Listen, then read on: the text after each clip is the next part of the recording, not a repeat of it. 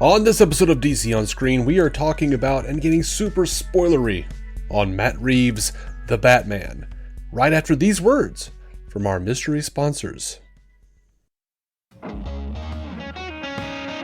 Welcome into DC On Screen, the podcast that covers the DC multiverse on film and television and believes that every iteration of a property is valid, even if we don't dig it. I am your host, David C. Robertson, and this, the man who hydrates with an IV filled with orphan's tears, Jason Goss. It felt appropriate. It took you this long to find me.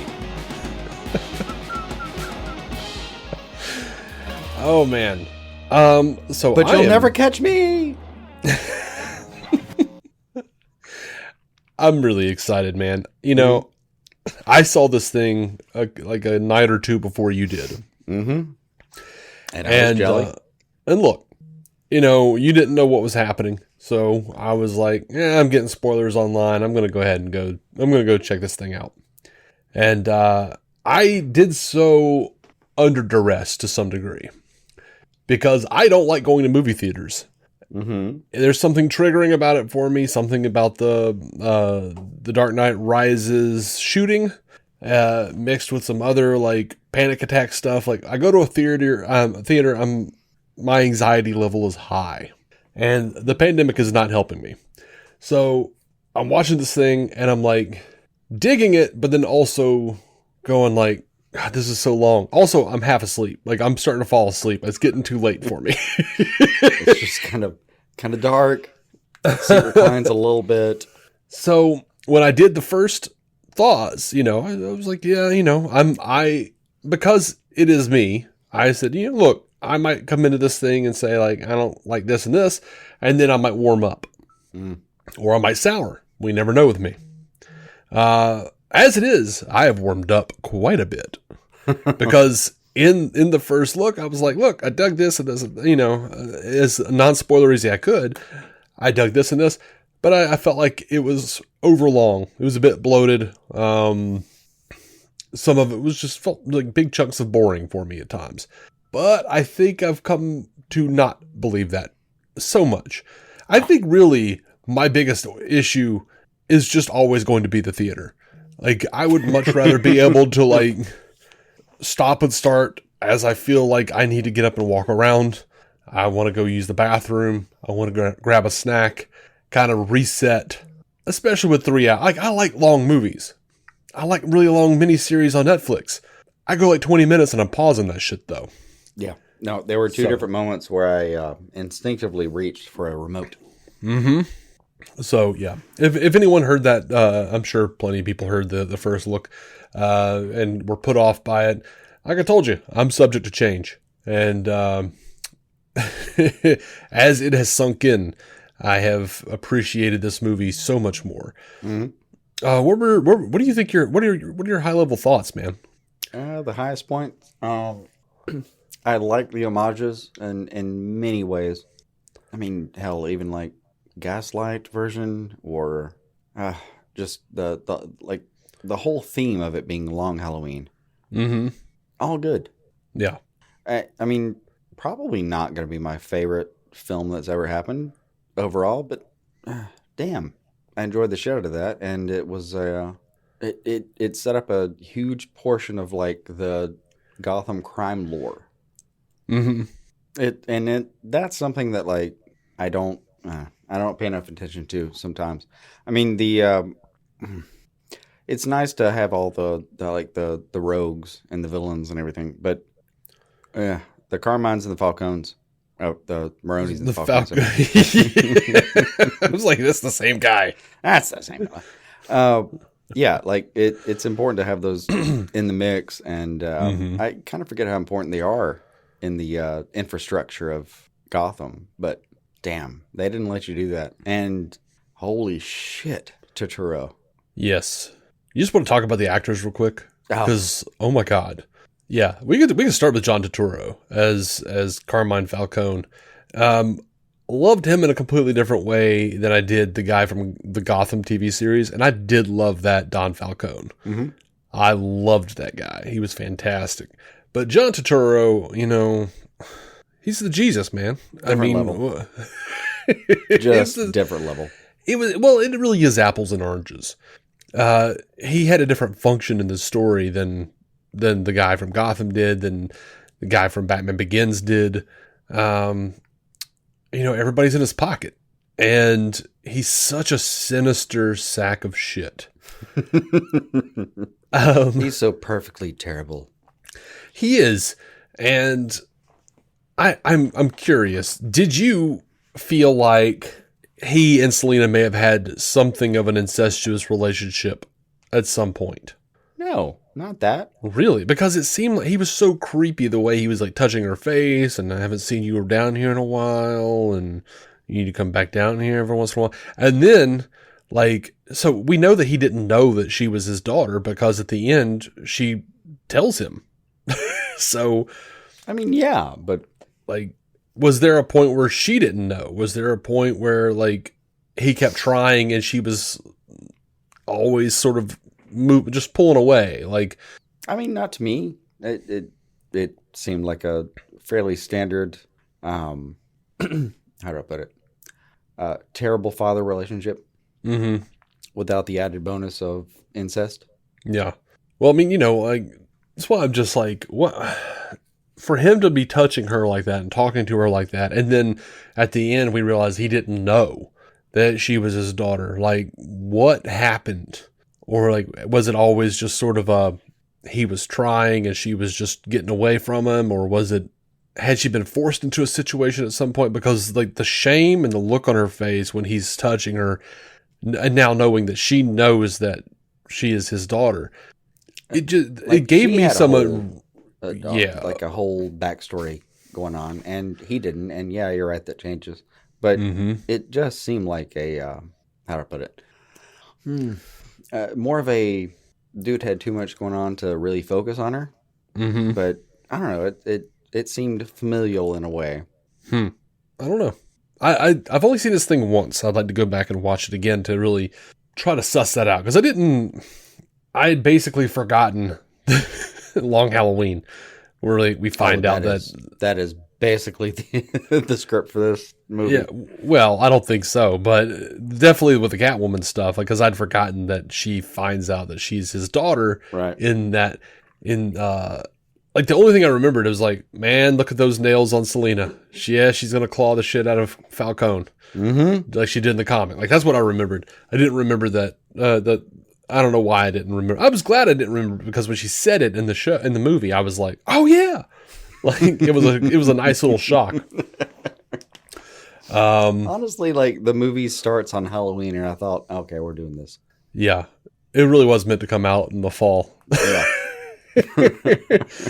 My God, that opening narration though, maybe this Halloween, he's talking about how he can't be everywhere at once, but because of the signal, people think he's in the shadows because he is the shadows, and we see these various iterations of the criminal element, or the element as he refers to it, committing crimes, seeing the signal, and then looking into the shadows and becoming transfixed. Letting their fears get the best of them before running away. That shit is baller. I was all into that. That's some Batman shit. That is some Batman shit. And I loved how Batman, and Robert Pattinson did a fantastic job of playing Batman. I would say that, if there was something negative about his performance, and I don't think it would be his performance, it would just be that Bruce Wayne is non-existent in this movie. And I would say I didn't really connect with Bruce, but he's not there. It's just Batman. He hasn't figured out Bruce yet. So that's not there are times where I feel like he's Bruce Wayne, the Playboy. No. Right. The majority of the takes you see are going to be, Bruce died the night his parents died. Batman has been the ensuing personality ever since. Tonic water with a lime twist while he pretends to host a party. So, at this point, he's, this disaffected 90s kid with the hair in his face.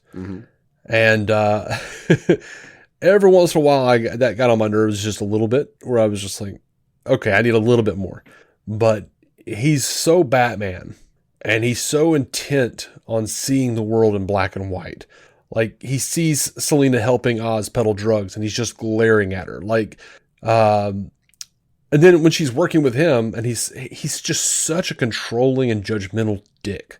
He demands that he's like grabbing her arm. He's demanding to know what she's done with Falcone, what her relationship with him is. And then he gets this like revelation from the Riddler that his dad was in bed with Falcone, that his mother had psychotic breaks, that his father was covering it up.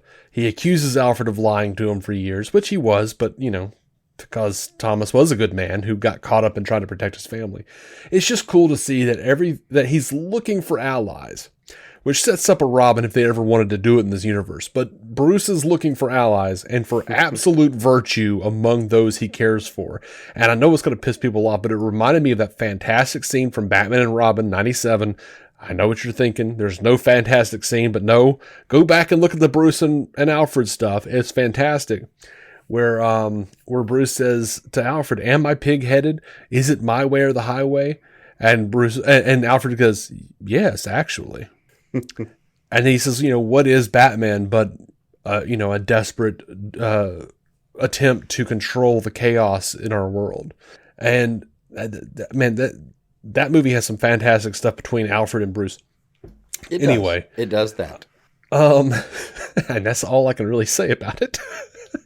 But to your point, I mean, one of the most fantastic moments in the movie was that, like, Serkis and Pattinson's little moment in the hospital. That was Bruce and Alfred, just stripped of everything, just like a boy and a surrogate father. That actually was really good.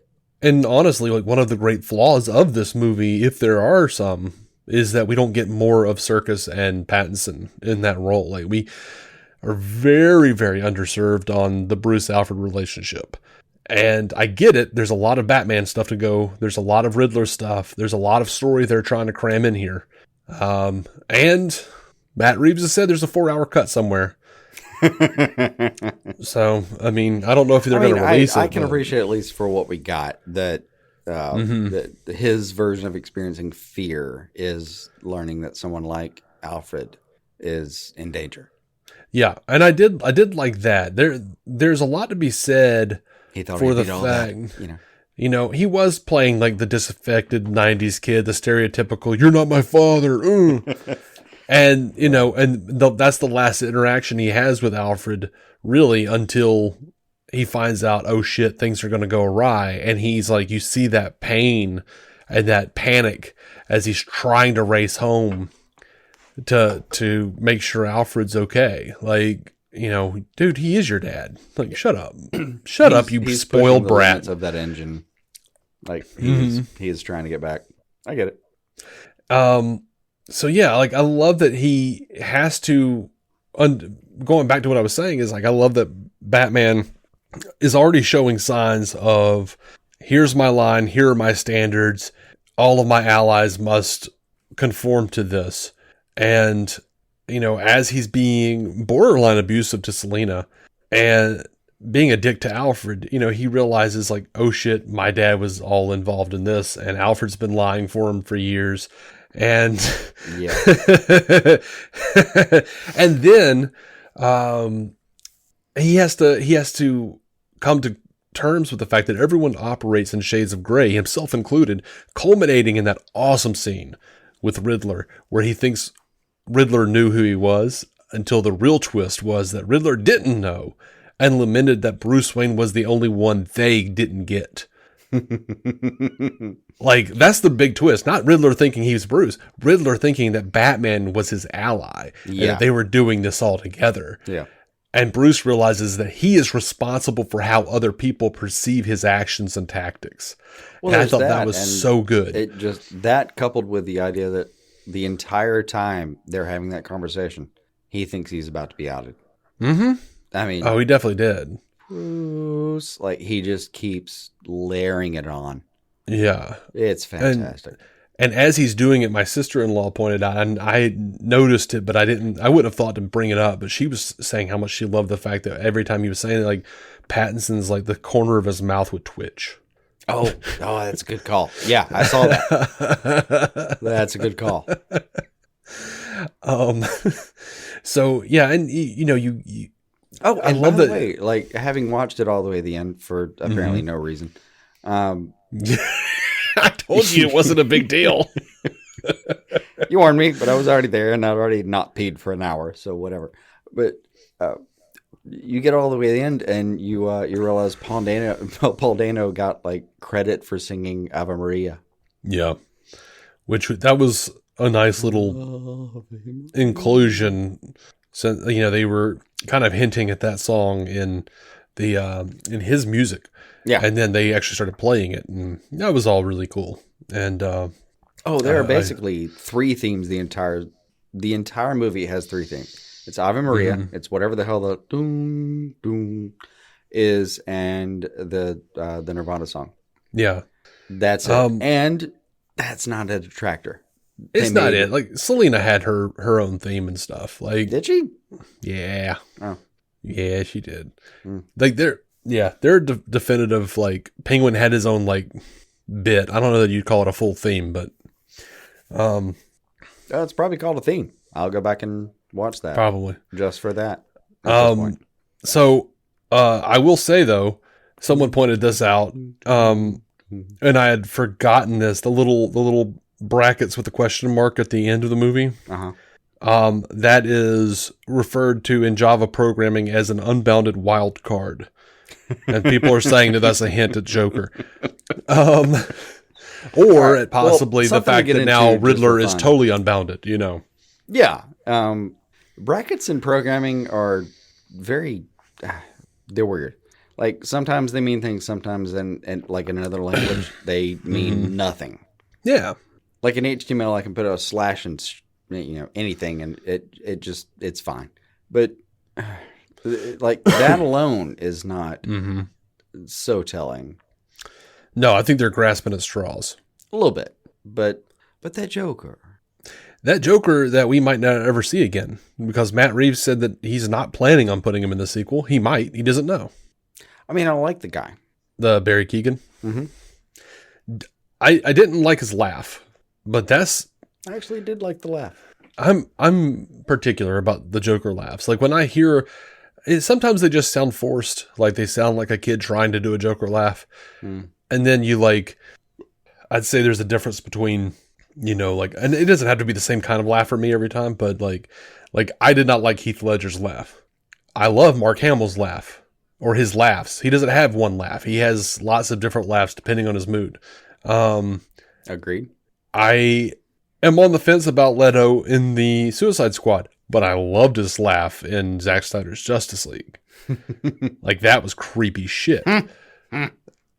So, I go back and forth with I think Nicholson had a lot of really fun laughs. He's just, he does a little bit what Hamill did, where he was just kind of he might have an actual hearty laugh. But then, he'll do something really messed up and be like, it's just yeah. Like with Nicholson's, I remember the ho kind of aspect to it. It's hard to describe, but I don't remember that part. But yeah, okay. I'm very interested though.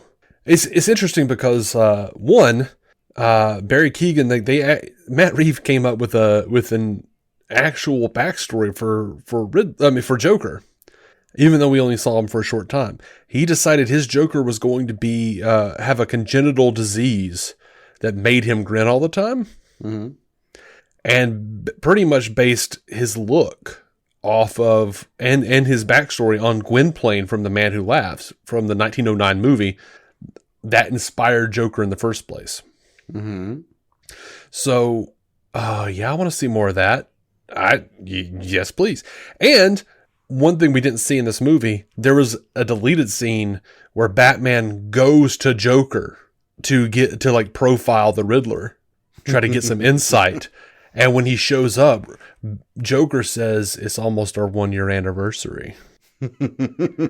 Like, how the hell do you leave that out? He says it didn't make it, the movie didn't flow as well with it in there, but I mean, he's probably right about that, but that's hard. That's hard to let go of. it is. So anyway, yeah, we don't know. Like, he's got a whole plan for him, but then again, he's like, I don't know if I'll ever do anything with him again. We know you will, piece of shit. Yeah. You won't be able to Don't stop you be yourself. coy. But, I did feel like they set up a lot of stuff in this movie. Like, one of the things that was at first a real negative for me, and I think it still might be, dude, I totally thought, like at the beginning when Alfred kept saying, the accountants want to talk to you, the accountants want to talk to you, we've got to set up that meeting with the accountants. They mentioned like 2 or 3 times. Mm-hmm. And Bruce kind of, I'm like, holy shit, the Riddler knows he's Bruce, and he's been using Bruce's funds to wage his terrorist war. That's what I thought they were was going to come out. You know what I mean? I mean, I thought the entire renewal process and all that, I don't know. But it seemed like the background of that movie was the renewal process, the corruption it must have given at a slush fund. Yeah.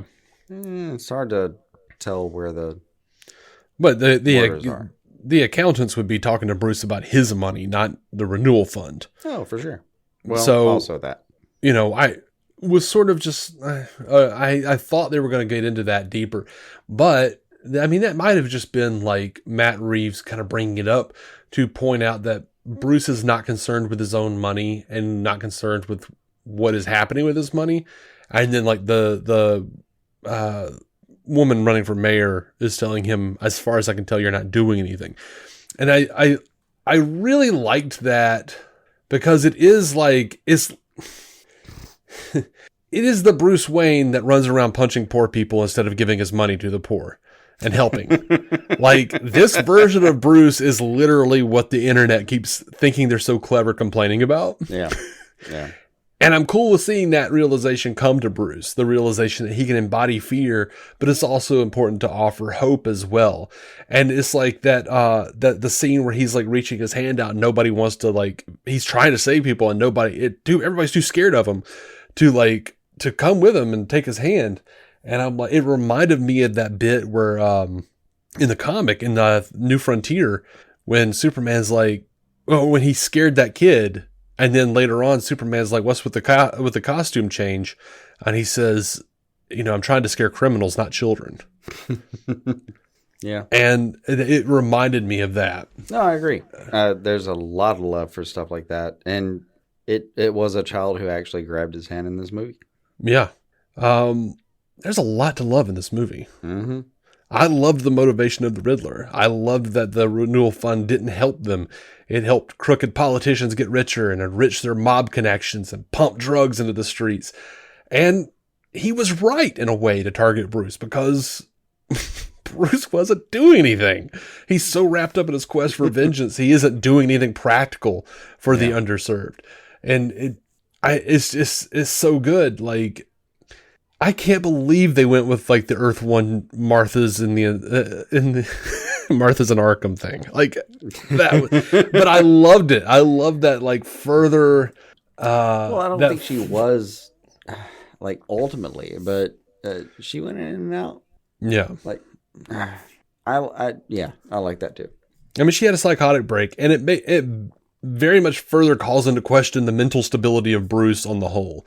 Like, would he have found a different outlet for being crazy as shit if they had lived? Like, he's still like some rich guy, like living, shit happens. Like, he might have developed a bad relationship with his parents as he got older. There's so many things. Like, would he have still had this break, even if he didn't become Batman? Like, is Batman really just because Bruce is mentally unhinged like his mother? I dig that shit, man. Yep. I dig it hard. I generally like anything where the dividing line between the Joker and Batman is just that thin. Mm-hmm. Makes me very happy. And I've heard a few people call into question whether or not that last Joker scene should have been in there. And I was like thinking, like, why is that there? and if not to set up, because I read the Matt Reeves saying that he didn't know if he was going to do that or not. But it does really, he didn't know if he was going to make Joker into a sequel or put Joker in a sequel. Mm-hmm. And I think I had read earlier that like the plans for the Batman 2, the sequel, wound up becoming the Penguin Show. So I'm like, okay, which is apparently going to be his rise to power. So, and by the way, that doesn't necessarily mean that it's going to be so much a prequel, because there's a power vacuum now, and Oz was the right hand of Falcone. Yeah. So they very well just could be like delving into how he grabs that power and keeps it. Yeah. They're very deliberate about the power vacuum on the mob front. Mm-hmm. And dear God, Colin Farrell. Yes, Colin Farrell. That just, holy shit. Can we go ahead and give him the award for like GOAT of accents? I'm all right with that. Holy fucking shit. Yeah. Yeah. He blew me away. Like, I at no point, even with full knowledge that it was Colin Farrell, he at no point in that movie made me think that is Colin Farrell. No. I mean, I'm rewatching Scrubs right now, and just that one episode where Colin was there, and his actual accent, the actual Irish Colin, I don't even know what to do with this. I don't even know. This is bullshit. I'm pretty sure it's false. And I think Colin Farrell may be actually American. I am absolutely amazed by the people online who were saying that this movie is humorless, because every time Penguin was on screen, I was laughing, and not for bad reasons. You're gonna leave me here. He's just such a dick, and I love it. He's like, oh, you boys didn't pass high school Spanish, huh? It's not L, it's la. And he's like, the world's greatest detectives. That was a really good scene. That was fantastic. In the middle of it, I kind of thought, all right, these guys they have a lot to learn. Well, earlier on when Bruce is looking at that, he's going, Riddler's Spanish is bad, but I can decipher it. And like when Penguin says that, there's this look on Bruce's face like, I knew there was something wrong with that. Fuck. I knew there was something wrong with that. Yeah. No, he doesn't make mistakes. Fantastic. Mm-hmm. That was a good call. I loved all of... yeah. I loved the reporter named Elliot. I loved the Hush, like all the Hush stuff. And Matt Reeves loves Hush, by the way. So I know. I think he's definitely going to do that. Just the giant splash screen of Hush. Yeah. Yeah. Oh, but what I was saying though is like I was trying to figure out like why if he didn't have any interest in doing a Joker or wasn't sure, why would he even go to the trouble of keeping that scene in there? And it does play really well because I was like looking around on like news updates and stuff, and Reeves was talking about why he kept it in. Mm-hmm. And why he kept that in, because he was going to cut both of them. And then they did a screening, and the ending was kind of down, because the overall sentiment seemed to be, well, why isn't Bruce going with Selina? That doesn't make any sense. So he put it back in and tested it, and the screen and the audience ratings for the ending went way up. And he realized that, Selina says this place is never going to change. And you have to establish that there is a threat, that Gotham was Gotham before Batman, and Gotham is going to continue being Gotham. So Batman has to stay.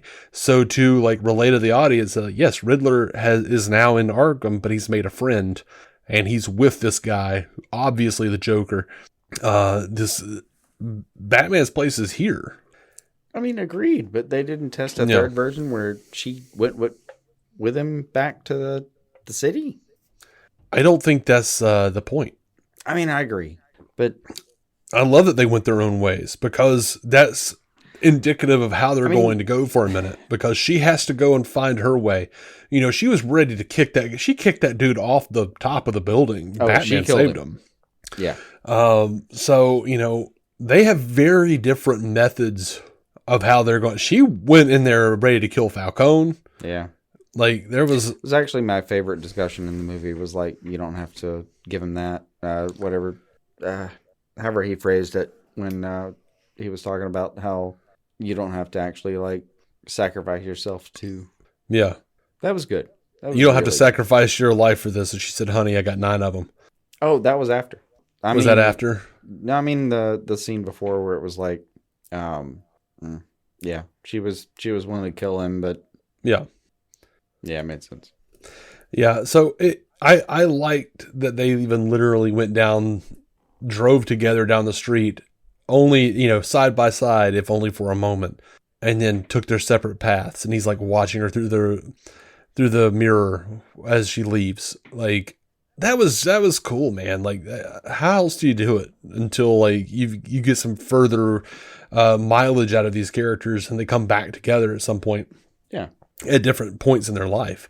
Plus, she's been subject to all of these controlling men in her life. Of course, she doesn't need to be with Batman right now because he is a dick. He needs to calm his shit for a second. I mean, that's a good point. He is kind of an asshole the entire time. Mm-hmm. Yeah. No, she could do better. What else, man? I feel like there's so much more to talk about with this movie. It's so dense. There's so much about like, the Waynes, the Arkhams, the Maronis, the Falcones, like the Slush Fund, everything. Just like, I had an alarm set for some reason. All right. I loved how I did love how Batman isn't perfect as a detective at this point. I actually really liked how he, as a detective, yes, and also just how he took some hits. Yeah, he took some great hits. But I did love that they did showcase that he had like a natural talent for it, even if it was unhoned. Like I loved all of that, like them slowly bringing him into the crime scene. That one cop, Martinez was like, damn freak or whatever. Mm-hmm. And then like to see how he switched when he saw Bruce at the funeral, he's like, Bruce Wayne, hey. But then like he got a really cool arc because at the end of the movie, he's like actually helping Batman. Yep. That was neat. But I love that he's like noticing all this shit before the cops do. And then I loved his eyes. I loved his camera eyes, his camera lenses. Then he went back and like watched all the stuff that he didn't see the first time he was there. Yeah, it's like, oh, this is how he's the world's greatest detective, because he's got cameras on him and he's freaking like obsessively checking the footage. He can replay that shit. Oh, cool. Yeah. And when Selena was wearing the lenses and he's like talking to her over the thing, I got such Batman Beyond vibes. I was like, oh man, this shit might be in your future, buddy. No, and including the opening credits. God, it has such a Batman animated series vibe to it. See, I didn't feel that at all. It felt, to me, it felt like like sort of a film noir anime. Like just the cinematography, like just like the language of the blocking, the way they were cutting. It just like slow takes, still moments, very colorful backgrounds.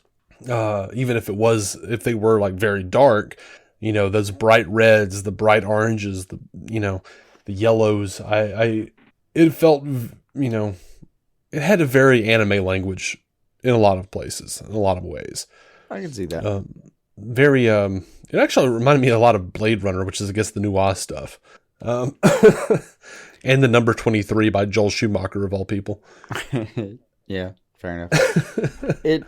It had this very, like, I don't know, it kept reminding me of BTAS for a lot of reasons, but most of it was just the idea that it was so grounded as it was. Mm-hmm. That was a lot of fun. I mean, speaking of grounded, like him jumping into the flying squirrel suit. That was so weird. It was.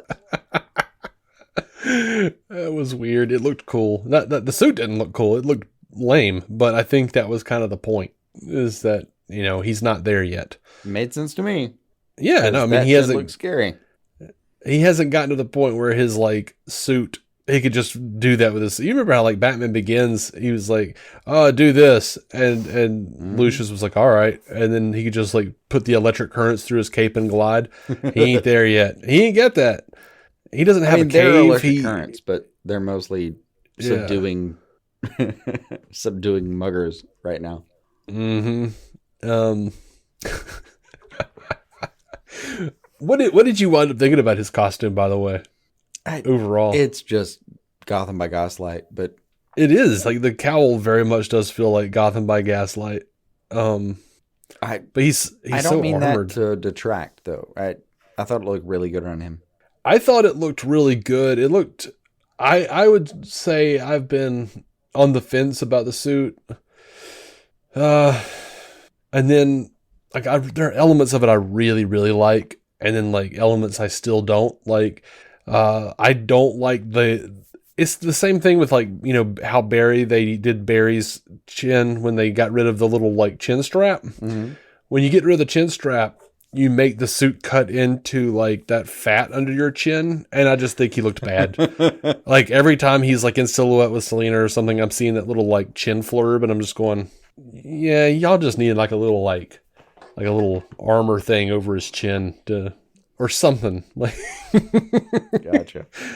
That always kind of went, ugh. And I do not like how much I feel like there's got to be a happy medium. I always hated how Christian Bale's suit, like his mask hole was like so close around his mouth and how it showed so little of his face. I feel the exact opposite for Pattinson. Like it shows way too much of his face. It's like his whole damn jawline.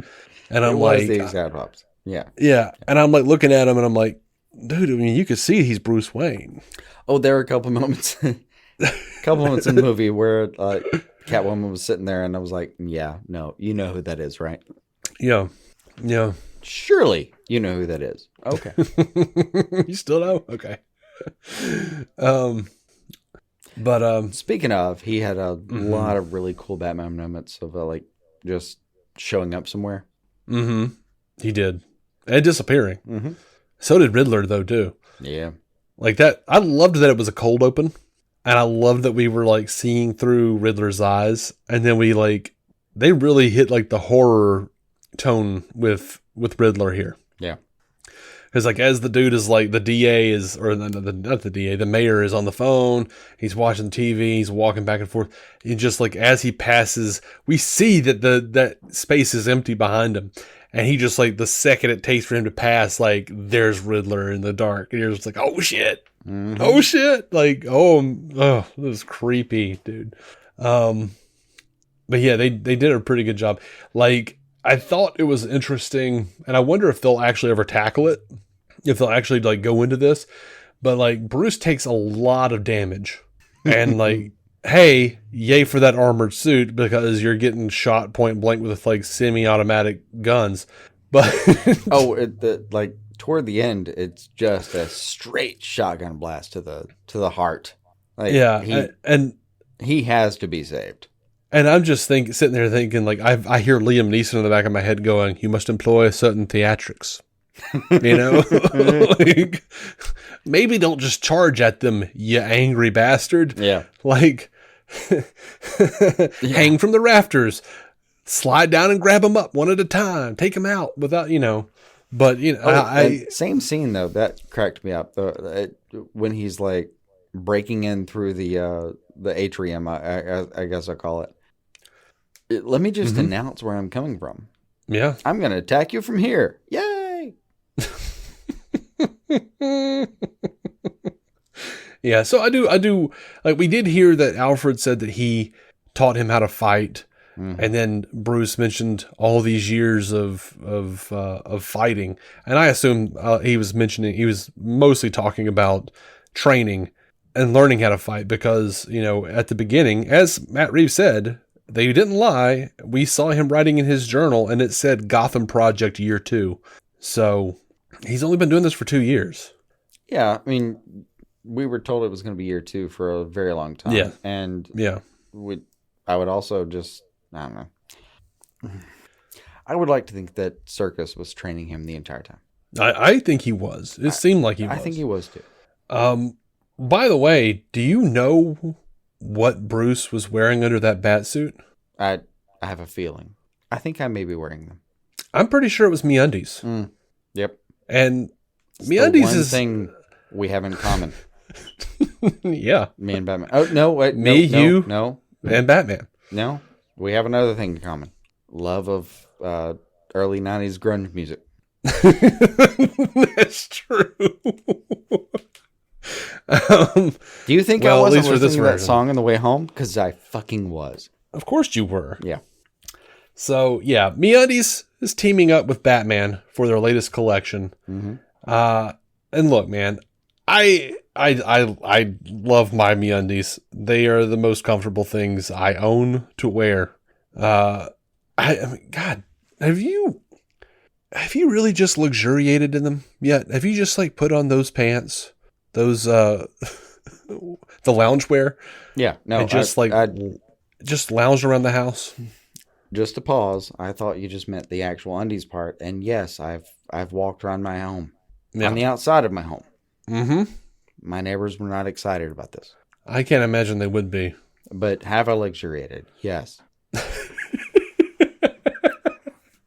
Well, I'll tell you this much. Now you can actually get them with Batman or Catwoman on them. And MeUndies wants you to know that you're going to have to choose to either be on the side of darkness or the side of justice. Of course, I think if you're Batman, you're kind of on the side of both. But you can make your choice with 2 new limited edition prints featuring your favorite Caped Crusaders, Batman and Catwoman, available in super soft undies, socks, loungewear, and more in a range of sizes from extra small to 4XL. Both heroes and villains are guaranteed to stay cozy in these prints. Hey, you can't beat that, you know? If you're a bad guy, you still want to be comfortable. If you really can't decide, Take care though... of the nuts. No, it doesn't matter. You who you are. do. If you can't decide, though, between the 2, you can go ahead and grab both in their hero and villain pack. You contain multitudes, so let them contain your multitudes. MeUndies has a great offer for our listeners. For any first-time purchasers, you get 15% off and undies shipped right to your door. So make sure you check out their new Batman and Catwoman prints before they're gone to get the 15% off your first order and a 100% satisfaction guaranteed. Go to meundies.com/DCOS. That is meundies.com/DCOS. That stands for DC on screen, y'all. Yeah. So, all right. That business is done. By the way, though, they really are fantastic. Like, this isn't just like I feel bad. Like, I feel like people are like, it's just a cash grab. They're just saying that. No, man. No, I didn't know what I was really missing. Sweet. I didn't know what I was missing. I thought, their underwear, how good can they be? And then they came in the mail and I put them on and went, oh my God. They're fantastic. They'll take care of your precious things. Yeah. So yeah, man. Dude, cinematography in this movie is so gorgeous. I can't believe it, man. I could not believe some of the stuff I was seeing. Like, even a lot of goodness there, and my favorite among any of them was just the honestly, it was the shots before the Joker reveal, where just the light is coming through the window. I don't know. I thought it was gorgeous. Yeah, I feel like everything has like its place. Like, there's like the Batman, like the cinematography shifts, it changes style slightly with every character. Oh, I guess. And like the blocking changes, like the relationship of the camera to the character changes. There were some really cool choices in here, and I was just very pleased. Like, dude, Riddler especially, like, such a horror vibe. Like, Yeah. He's off center. He's like close up. He's, just kind of all over the place. Never a straight angle. But you're right. Like, every time they actually do Batman, they pull off a little bit, and it's always a straight shot. Yeah. Or generally. it felt like a gritty 70s crime drama at times, but also a noir anime. And man, I don't know. I hate that I am not going to go back to the theater for this, because I'm not. I can't do it again. I've got to have like another 4 or 5 months between viewings of things, like or just going to the theater. Like, I will watch it the first day it's on HBO Max. Oh, just for funsies. My actual experience, there were 4 people who were there. One got popcorn, one got me rung up, I guess, and got the soda. The other 2 just laughed at whatever internal joke they had told before. There were 4 people behind that counter, and they were absolutely not. It didn't make sense given the volume, because the volume, as I am suggesting, was just me. The entire lobby, me, all of it. I saw no other persons going to a movie. I went into a bathroom right before, and vaguely saw one other person leave it, and then went into a theater with 2 other people. That's it. When I left, there was, this onslaught of 2 other people. Look, I'm sure this movie is going to do gangbuster numbers, but like, not from that theater, not that time of day. Well, it already has. I mean, I think it did something like 22 million on its like preview day, a special preview day, and then like it did. I think it's on track for like 120 something million over this weekend. Yeah, and like when I've gone to Walmart at night or whatever, like our Walmart is like right across the street from the Regal Theater where we see it, and like I went really late at night. I went at like 10 p.m. It's like literally the last show. And I was in there with, about 10, 15 people. And when I went in, no one was even there. And they just filed in sort of slowly as the next 10 minutes rolled by. But, again, though, like every theater is playing it. Like it is playing every 15 minutes at that Regal. So like when I have gone to the store or whatever, I'm just looking over there and like the parking lot is jam packed. Well, there were plenty of cars there. And I believe they were actually there for something.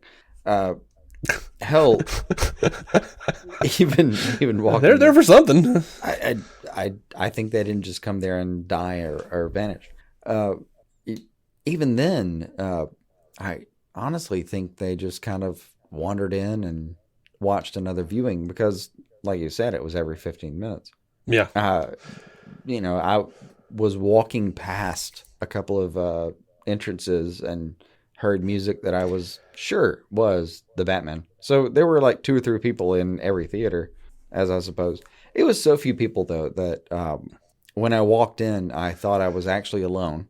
I saw one dude, and then kind of like walked up an aisle behind him, or an aisle or 2 behind him, and sat there. And then, and good for him. He picked like the slot, the exact height and right in the center.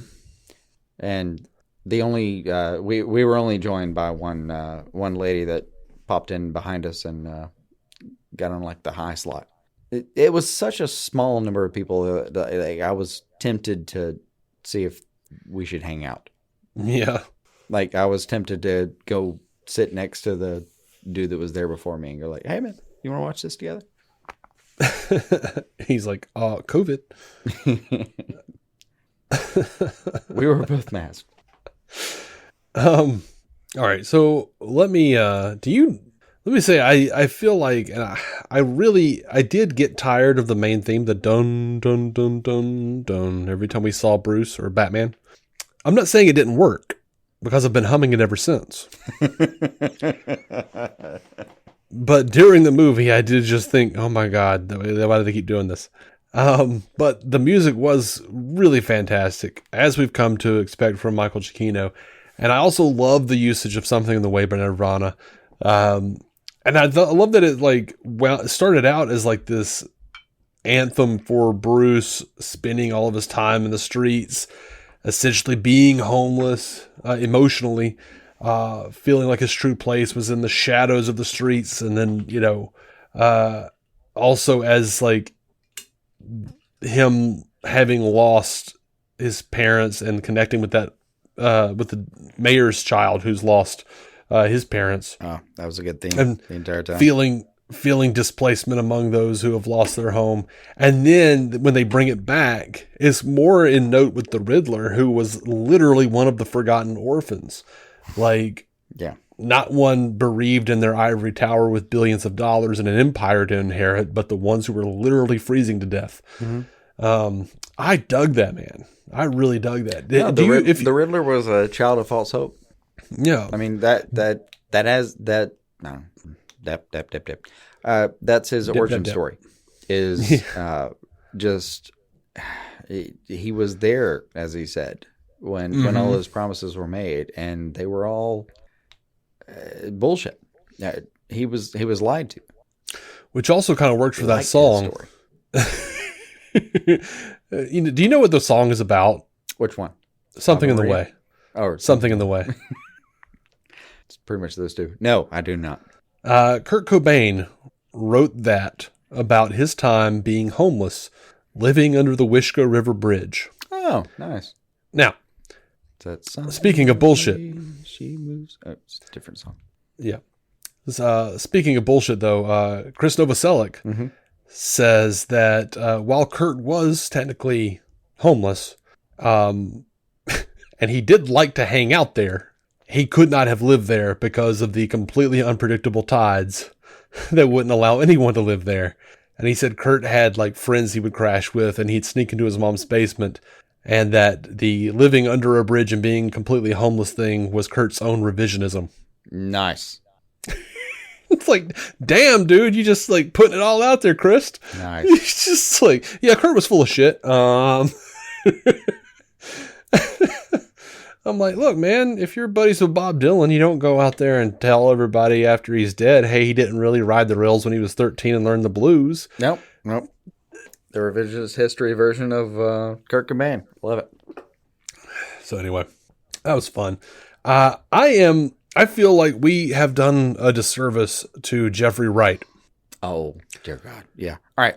I think we can I just say my favorite on-screen Gordon? Saying we were going to talk about the actors and yeah, we didn't. Well, there's a lot to talk about. We got sidetracked.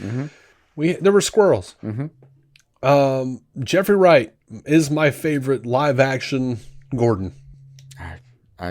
That's a lot given the previous version, but dear God, what's the previous version? 5 minutes of J.K. Simmons? Yeah, I know. Yeah. Well, we'll revisit this when we see Batgirl. That's fair. I'm not saying it's going to be a long run. Given and what we got, holy fucking shit, he was great. I'll tell you this: Jeffrey Wright beat Jeffrey Wright beat conversation. 5 years of Ben McKenzie. For me, anyway. That was good. Do you have this like image of what's his name, Robin Lord Taylor? I think just watching this movie and thinking, God damn it! I wish I'd gotten those scenes. I think he could have done them, but I mean, if he was doing a completely different take of the Penguin, yeah. Oh yeah. No, I just think he would have loved the car chase. Probably, yeah. Who wouldn't? But yeah, dude, I love Jeffrey Wright's portrayal of Gordon. I love what Jeffrey Wright did with everything he did with Batman. He and Batman's relationship, just chef's kiss, as they say. Yeah. No, the whisper talk conversation is glorious. Followed up later with the like, you could have pulled that punch. I did. And then you got to punch me in the face. You saying he's moonlighting for Falcone? No, I'm saying he's moonlighting as a cop. Also good. I love the thumb drive stuff. The thumb drive. Gordon's like, oh, this guy's hilarious. I kind of like the idea that like, you to think this movie isn't funny. Going behind villains like this isn't regular. The movie starts out with him just worrying about people like putting on Halloween costumes and robbing liquor stores or whatever. And this is new. Like the idea of this being, some fucking rogues gallery is kind of new. Yeah. So it seems like at the very least, Riddler is like number 2 in universe. Like he's still, and even in a deleted scene, he did go to talk to Joker. So, and it's been about a year since he hung out with him, since he brought him in. Minimally, yeah. Yeah. I like the idea that it wasn't that far progressed. To the extent that like when they're roaming through this whole thing, like there are riddles, this is extreme. There are ciphers, for God's sake. There's a thumb drive like that. Like Bruce goes to bed and Alfred just like wakes up early and does basically he's doing a crossword, but deciphering this thing. I'm just remembering my old days at the MI, whatever. Yeah, I get that. I like the idea that it's all new. Also, same scene. I absolutely loved the idea that he was like, "Oh, fresh berries," and even Bruce was like, "What? I do want berries. You're right." Yeah, that actually reminded me of you. Like I chuckled when he because he stares at Alfred for just a second, like processing it, and then like looks over and like he does like this sort of like quick but fluid motion of just like picking up the thing. Like it was like you move, and you move like a freaking Futurama character. So it was like in your head you went yoink. Why, yes, I would like that. Yes, I would like that. But it was just like there was this like this era of like Bruce, like he seemed like the disaffected 90s teenager who was just like, well, I don't want him to know I want berries, but I do want berries, so I'm just gonna quietly like accept it and move on. Yeah, petulant child. He really is a little bit. It's what makes it so much fun when later he just holds Alfred's hand. Like, yeah, that's a good scene. Yeah. And that is very BTAS. A lot of times Bruce is just like a petulant child and Alfred's like, all right, well. Yeah, just puts up with him. Take this chicken soup with you, you ass. Even the Michael Caine version like carried that baton, It there is such a rich, good history of just Bruce being an asshole. Like the one guy who actually was trying to be there the entire time. Yeah. And this movie does a really good job of like carrying that, but also giving a really good quiet moment to him kind of getting over it.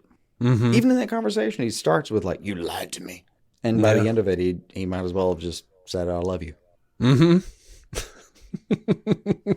Glorious.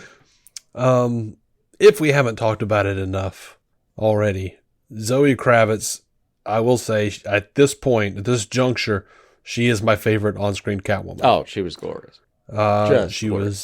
She was sexy. She was badass. She was vulnerable. Like I cared about where she came from. I cared about where she was going. Savage as hell. Mm-hmm. She just knocked it out of the park for me in every possible way. Like I was telling my friend Amy that, and she was like, "Really?" And I was like, "I mean, of course I have a crush on her, so I'm biased." So, I mean, the really scene alone where she just kicks that guy over it, like, yeah, so good. Yeah, and I really thought that I was gonna not dig her flavor, man. Like because of that trailer that I wasn't feeling. Where Bruce is like, or Batman's like, "You got a lot of cats." Yeah. And she's like, "I have a thing for strays." And then they had that bit about, "Honey, I got 9 of them." And in the trailer, it seemed hokey. In the movie, it all made sense. Like, and that's one of the things that I loved how awkward Selina and Bruce were. I loved how awkward, like they did not shy away from the fact that yes, it is awkward for Batman to be walking around in this costume in front of a bunch of people. Oh, that was actually possibly the best part of this movie. Is it just they made a serious point about 2 things that are fantastic. One, fear is the motivating factor of why he would do that, and 2, barring any discussion about why he would do that or why that was the particular discussion he chose to have or anything else out of the year one playbook, he just is. And they have several discussions about the fact that he just the fuck is and wanders into whole crime scenes. They even use the phrase chain of evidence. Oh, I loved it. Oh my God, I loved it. Yeah, that part was glorious. Just absolutely glorious. Yeah. I could not believe that Paul Dano was creepier without the mask. No, but honestly, the entire time I kept thinking like, oh, they're underusing this guy. And then when he actually gets to the interrogation room, two things. Yeah, no, again, it was just enough. Yeah. Because he was so damn creepy. He was fantastic. And I love the kind of callback in a way to the interrogation room Dark Knight scene. Mm-hmm. I do feel like this movie tried to, make some callbacks, like play some. Oh, it definitely did. Yeah. Yeah. And that was one of the ones for me that it played really well. Like they did that, and Paul Dano actually got to show off for a minute. And dear God, he's so good. He is so fucking good. Yeah. Like I had not seen him outside of Little Miss Sunshine several years ago. Oh, he was a kiddo at the time. Yeah, he was a kid in that, but he was really good. Like, I don't know if you remember that. Did you ever see that movie? Yeah. I remember him from that and what's the oil movie? I don't know. With Daniel Day. Oh, There Will Be Blood. Yeah, that's the one. I still haven't gotten around to that one. Yeah. But yeah, in Little Miss Sunshine, he's just like this like completely quiet kid, and he's studying to become a pilot, and then he realizes he's colorblind. Oh, they do the little test in the background. Yeah. Yeah. And he just starts, after being silent for the entire movie, he just starts cursing, and they pull off to the side of the road, and he just like runs out there and breaks down. Yep. In the field, and they're like, "What the hell is happening?" And he says, "I'm colorblind. I can't be a pilot." Mm-hmm. And so like I knew the guy had chops, so I wasn't worried about that or anything. But I was not prepared for how creepy he was. Yes, you put a GIMP mask on somebody. and no, wait, it was written out on the far side. It was like a winter tactical mask or something. Okay, well you put that on, it looks still a GIMP mask to me. I mean, I agree, but they had this actually was a really fun part of the movie. It was they had a whole discussion on the far right of the thread. The OnlyFans version. Oh yeah, the like the dark web MySpace page. Yeah. His followers had a whole thing going on. Yeah, and I loved like the juxtaposition, by the way, of that, where it was like he's sending out videos on throughout the city, like, oh, I'm gonna do this, and then like on his page where he's talking to his followers, he's like, "Hi guys, thanks for your support. Make sure you have your cellophane. Get your shrink wrap. Now we're gonna take it to the streets." But yeah, like it cracked me up, and it's very realistic for this kind of thing. 0 following. Mm-hmm. It was like 532 followers or something. 0 following. Mm-hmm. Yeah, that's some ratio. Like that's the actual influencer level. But then, those 20 dudes showed up. Yeah. But did you realize, like, I had to look it up. I suspected, but I had to look it up. The guy that they unmask at the end, and they're like, "Who are you?" And he says, "I'm Vengeance." No. And starts laughing. He's the guy that was at the funeral that was talking about, how he hates the rich. And then he realizes that Bruce is Bruce. Yeah. And as Bruce walks away, he just glares at him and sinks back into the dark. Yeah, you're right. He was the same guy. There's a nice moment there where like Bruce hears what he's saying. It seemed like to me, but like sees him. Well, there is, yeah. But then at the end when they unmask him and they're like, "Who are you? Who the hell are you?" And he just laughs and says, "I'm Vengeance." It's just like one more little stab of the knife. like, God, I do sound like that, don't I? Oh, no.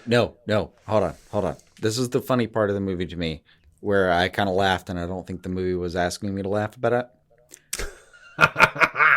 But that moment where he was like, "Did you just steal my line?" That bitch just stole my line.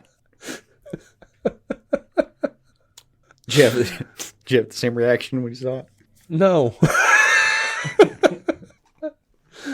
No. I was just like, oh, that hurts. It does. It does. But yeah, Paul Dano, man, like when he's at that diner and they like throw him on against the counter and he's like on his side and he looks over and he sees Bruce or Batman creepy smile in the window. That smile, dude. And like that was so like I wanted to puke. Like it was so weird. Mm-hmm. And just like that interrogation scene, he was so good and so creepy, and I just couldn't imagine.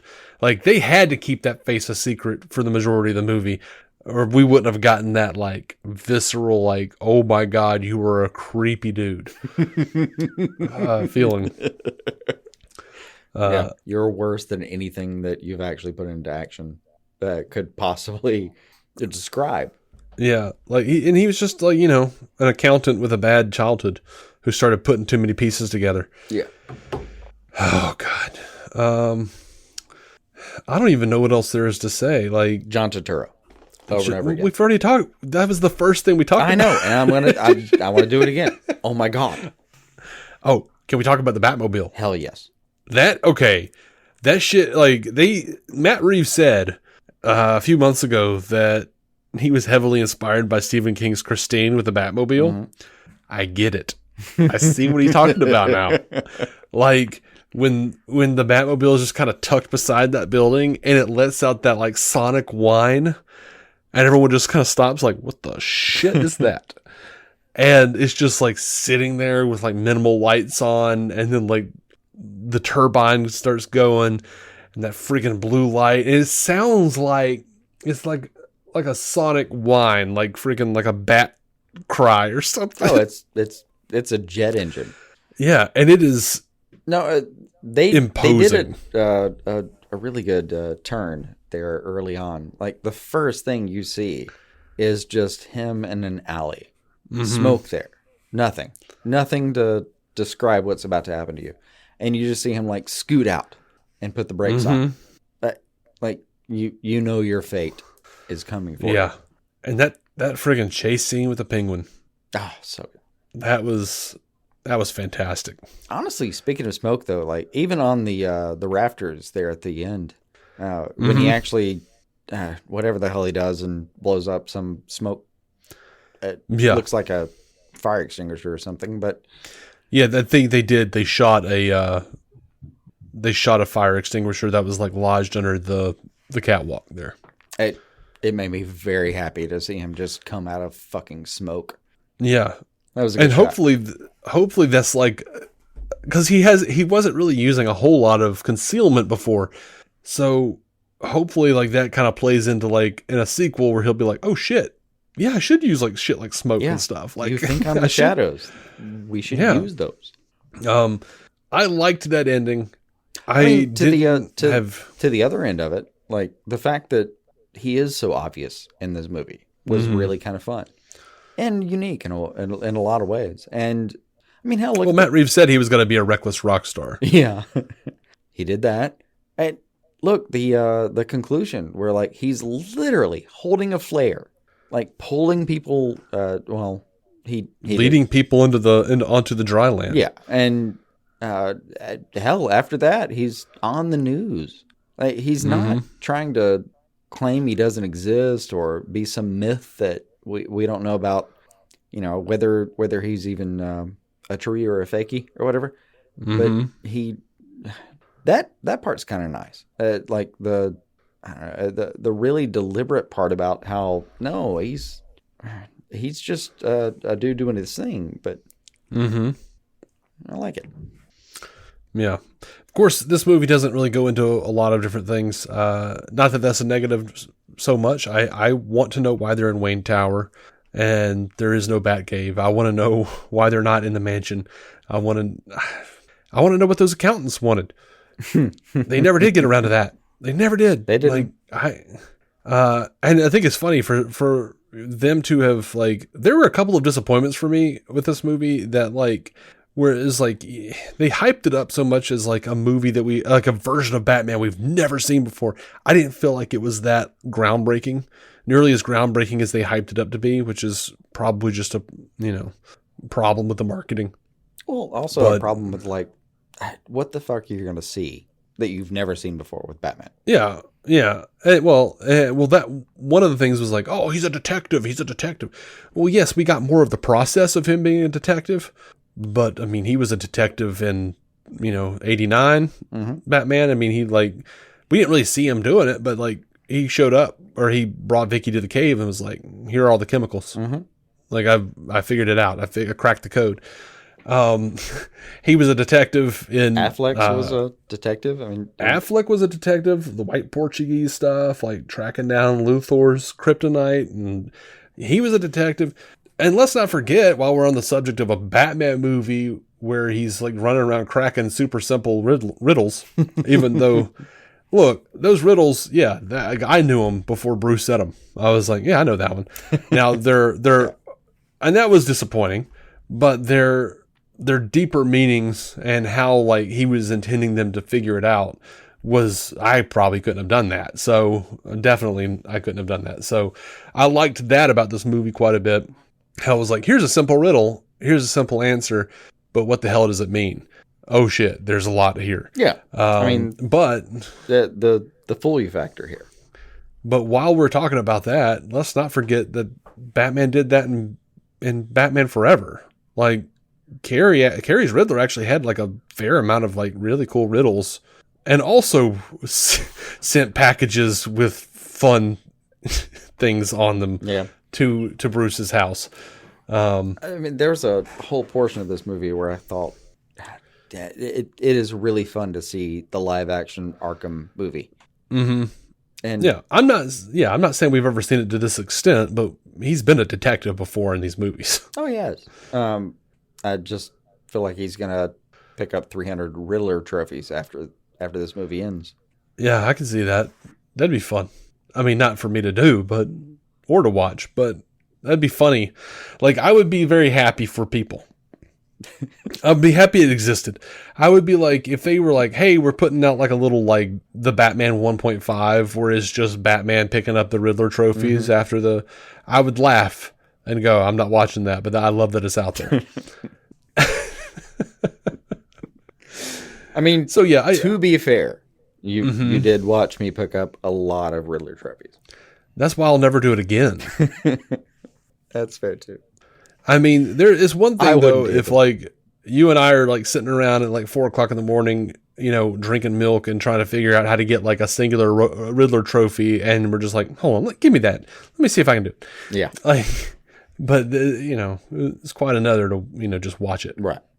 Did you also think he was just like his mask was duct tape? Who, the Riddler? Yeah. I thought it was like an actual like buttoned flap. Well, it wasn't that. It was in the first couple scenes for just a second. I thought he had just duct taped his face, and I was very worried for him because that looks very uncomfortable.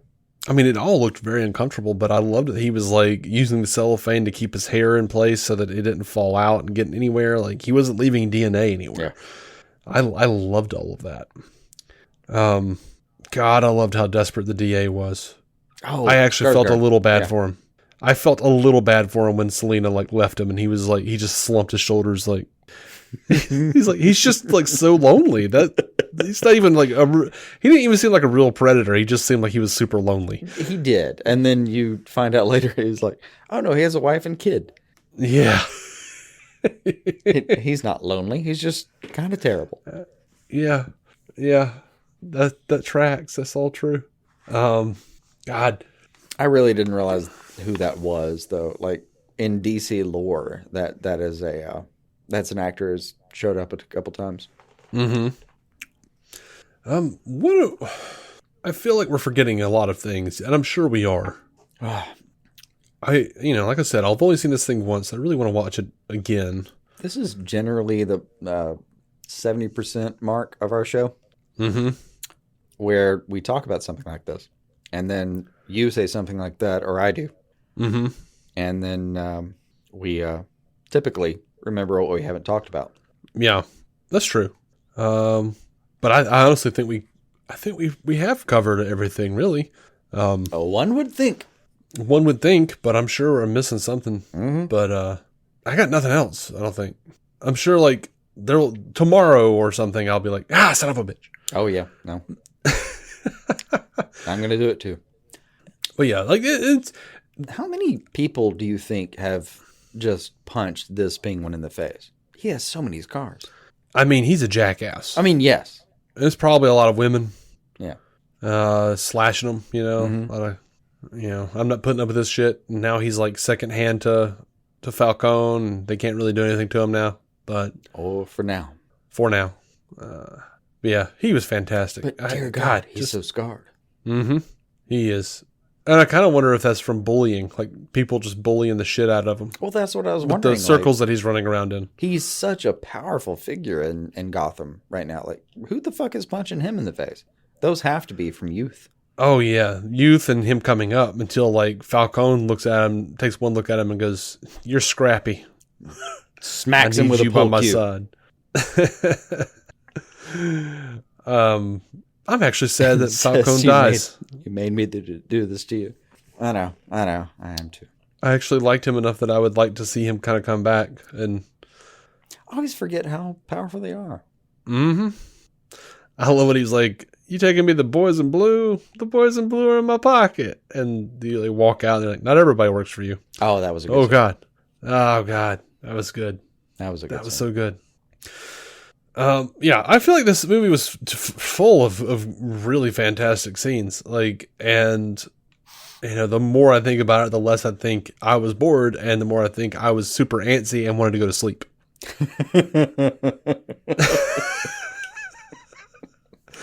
Also, like, there always is that, like, there is always that notion of, of hype interfering with it. Like, Matt Reeves is like, "Oh, he's a violent, reckless rock star," and he had like 3 fights, for real. Oh, I know. Like, I know. I mean, like, you and I are both contrarians to some extent, so you get into those situations, and yeah, I get it. I get how it comes out across that way.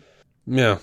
So I really enjoyed it. I think I posted a Batman movie ranking earlier, and I told like someone was like, "What's your real ranking?" And I was like, "I don't know. That's where I'm at right now. It might change tomorrow." And I'll be damned, it did. Like I don't agree with myself now. I don't agree with myself from like a day ago, Mm-hmm. or as they might say on Fake Doctors, Real Friends, a day a shoon ago. Have you gotten to that yet? No, I have not. I'm still like season 1 of that. I just do that in the background. Donald Faison's middle name is Adayashun. Oh, yeah. And then they sing, "What you trying to get into, Adayashun?" Mm-hmm. And now it's kind of morphed between me and Bethany anyway to be like, if we say a day or two, we say Adayashun. No, I like it. I don't know if they've jumped into that, but like now in the current episodes, Donald Faison is like doing like an animated thing, like claymation or something, like stop motion, something like that. And he sold a series. Like basically, he was on a panel and he was talking about like, "Oh, what would you do if you had an anime? Oh, I'd do this and this and this." And like there was like a Adult Swim guy on the panel with him. Was like, "We should talk." So now he's literally doing an animated show for Adult Swim. And I think his production company is like Adayashun, or "What you trying to get into, Adayashun," or something like that. That is fucking lovely. Yeah. I love the idea of the moment where like, this isn't a joke anymore. We should talk later. Yeah. He's like, "Oh yeah, I got an idea. It's this. We should talk." Anyway, you want to call it? I suppose we should. We'll talk about it later, Yeah. I'm sure. We will. We'll get back to it. God, like 2 years. 2 years now we've been waiting on this thing. Mm-hmm. Well, several years. But 2 just for the actual release. Yeah. Yeah. And that was like one of my, like, as I was watching it, it kind of took me out of it because it was like early on in the movie, we see Bruce shirtless and I'm like, okay, he pretty jacked. And then like later we see him shirtless and I'm like, he's not jacked at all. How did they shoot this? Like, was the first shot that we saw where he was looking jacked, was that like when they went on like was that when he first started and then like because he got COVID, so they had to like stop. Did he just like, was he so sick that he lost a ton of weight and like just couldn't work out and he got super rail thin? Or was he rail thin to begin with and they shot a couple of scenes and then they were like, okay, well, because they took a few different breaks. There was like a break where there was like an outbreak and they had to take it off. They had to stop. And then maybe he went and got jacked. And then they came back and then Pattinson got it and then they went away again. You know what I mean? Like, oh yeah, no, because there was definitely I mean, on the one hand, I thought about it for sure. Like those news cycles where it was like, Pattinson won't go to the gym. I thought about it. And on the other hand, I kind of thought it does kind of fit the character right now. Yeah. I wasn't sure which one was really being served right then. Yeah. I mean, I'm willing to give it to them that they had to take frequent breaks and he might not have been able to keep up because he himself was sick. Right. But for sure, that early scene, he was jacked and then he was not he had like no muscle on him in another scene. And I was like, you actually do just look like Kurt Cobain over here. You're just like, I honestly, the first scene I saw him, I kind of thought like, okay, yeah, no, this will the detractors be fucked. This guy was jacked. And then the other scene where he took off his shirt, I was like, yeah, that looks like me when I'm skinny. Yeah, it was like freaking Joaquin Phoenix and Joker. Yes. It was like hunched over with his like spine protruding. You're like, wait, what happened to you right now? Like, but that was the scene in the trailers. Like we knew that part was coming. Mm-hmm. And it's not unrealistic. Like Batman doesn't have to be some fucking bodybuilder. That's not realistic. In certain ways, if he was like if he was John Cena or something, he wouldn't have the stamina to do what he does. Yeah. See, I like the idea. It's like Rocky. You know what I mean? Like, I don't know if you've seen the Rocky movies, but I like the idea that a young Batman is very lean. He's not super muscular. He's very lean. He's very agile. Master of theatricality. Has get around you to him, right? Yeah. But then as he gets older and his joints get stove up, just like in the Rocky movies, like he was younger, he was fit, but he was live, man. He was like, he could move fast. But by Rocky 6, they're like, okay, you got arthritis in all of your joints and shit. So now we're going to focus on strength training. And like, his fingers are just like giant sausages, and he's just like this like huge, slab of meat. And it just reminds me of like the Dark Knight Returns Batman. Like, Dark Knight Returns Batman is just like, and even to some degree, Affleck in BVS, where he's just like, he's like in his 40s, his late 40s, he can't really do all the shit that he used to do. He's not as fast as he used to be. You compensate by doing strength training. Oh, he's a unit. Yeah. Yeah, for sure. I get that. So see, I think about this shit way too much sometimes. No, I'm behind you. I get it. This all makes sense to me. I'm rolling with you. I just like hear that old dude in Balboa, Rocky Balboa is just like, you got arthritis in all your joints. We got to focus on strength. I could get that. Anyway, thank you guys so much for listening. Let us know what your thoughts were on the Batman. We'll talk about him next episode. Whatever we forgot.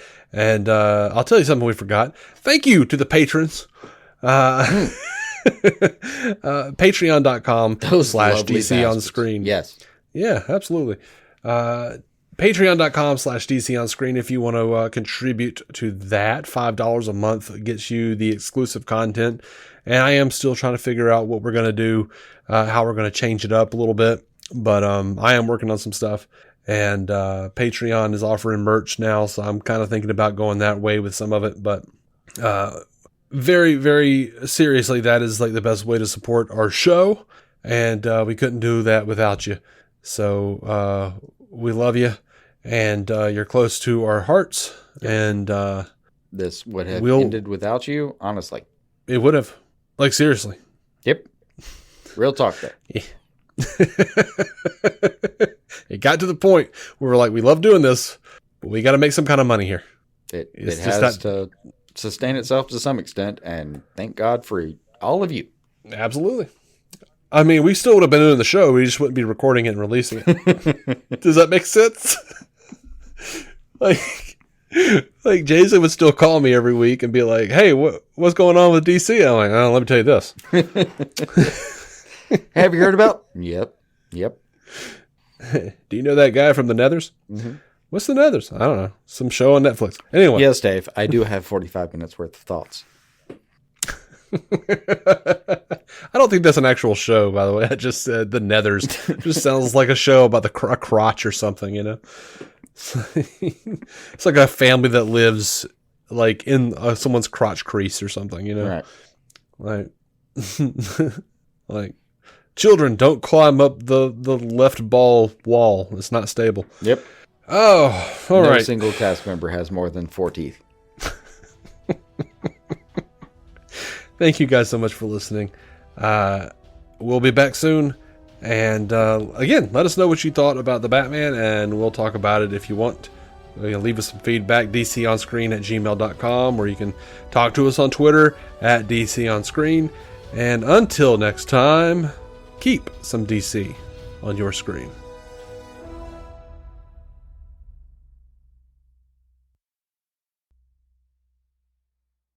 Our intro music is by Jason Goss and Michael Shackelford. Michael's band, Galactic Engineers of Magnetic Sounds, or GEMS, can be found on SoundCloud and Bandcamp.